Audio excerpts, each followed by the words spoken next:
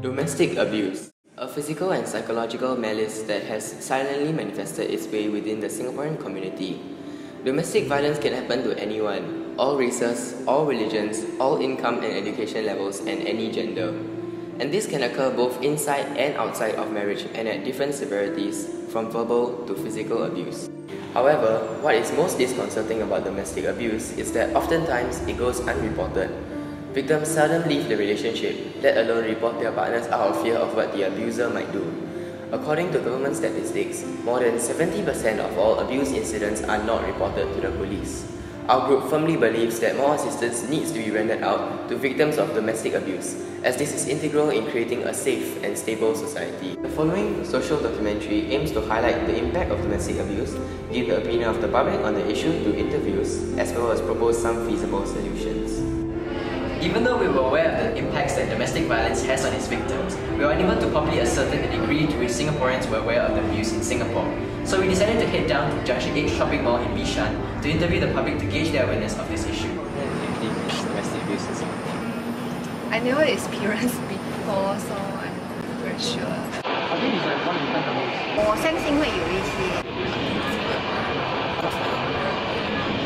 What kind of signs there are? Like how can you tell that people are experiencing domestic abuse? No, I'm not sure that. Kids who live in a domestic abuse family, they tend to be more inward. They tend to be more introverted.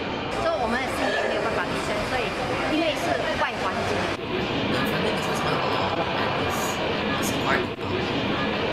So if you know someone who's experienced domestic abuse, so what will you do to like help them? She can stay at my house. Okay, for a period, then I will go to the nearest community. I seek for help. Me personally, I will actually go right there as a friend. I'll give you some direct methods to actually deal with family abuse. 我会衡量，我不会贸贸然就是会去手动可能偏重于要报警啊什么。 I was stepping myself to stop them because someone can get badly. The interviews conducted helped to clearly show that Singaporeans understate the prevalence of domestic abuse in Singapore. So it is clear that they do not think that this problem is significant. Consequently, their knowledge of the science of abuse is also very limited. And this obviously means that they are unable to take appropriate action when encountering domestic abuse. Most of them, instead of contacting the authorities, are stepping forward to help independently. So more has to be done to educate the public to notice and properly react to domestic violence. So why exactly should you be concerned about domestic abuse? This issue should be extremely worrying to a lot of people because victims of abuse experience mental and physical harm, but they can't even ask for help. As physical violence is involved in domestic abuse, the victims may suffer from physical injuries of varying degrees, ranging from cuts and bruises to fractures. For serious injuries, victims seldom get treatment because of their physical inability to make it to a hospital. When these injuries are not properly treated, victims also have a higher risk of chronic condition. A study from the Adverse Childhood Experiences shows a correlation between exposure to abuse or neglect and higher risk of chronic conditions, high-risk health behaviors, and shortened lifespan. As such, the physical harms of domestic abusers are not only short-term but also long-term.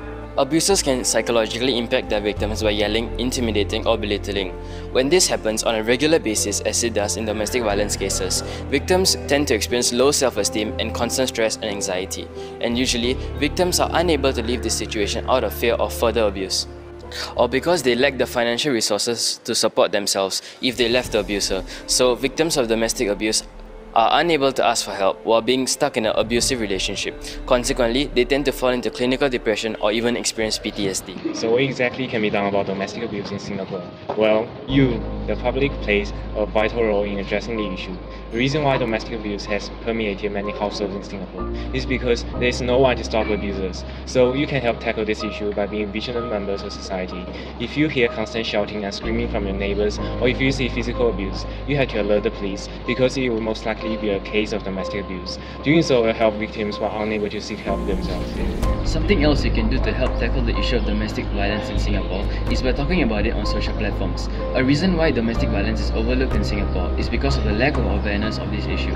By talking about this issue on social media, you'll be able to reach a large proportion of the population, educating the public on not only the prevalence of domestic abuse in Singapore, but also the signs of abuse to look out for, thus equipping members of the public to tackle domestic abuse in the neighborhood. Another way you can help reduce the prevalence of domestic abuse is by requesting the government to provide more financial support for victims who are living in an abusive relationship. Since abusers tend to be a major financial contributor of the relationship, the victims don't leave the relationship out of desperation. While the government gives victims an alternative to turn to, like financial support, victims will be more inclined to report their significant other, thereby putting an end to domestic abuse. Domestic abuse, a silent epidemic that is sweeping across Singapore, and due to a lack of public awareness, there's little being done to combat this. However, it's up to us as the public to help the victims. Only then can we truly put an end to domestic abuse in Singapore.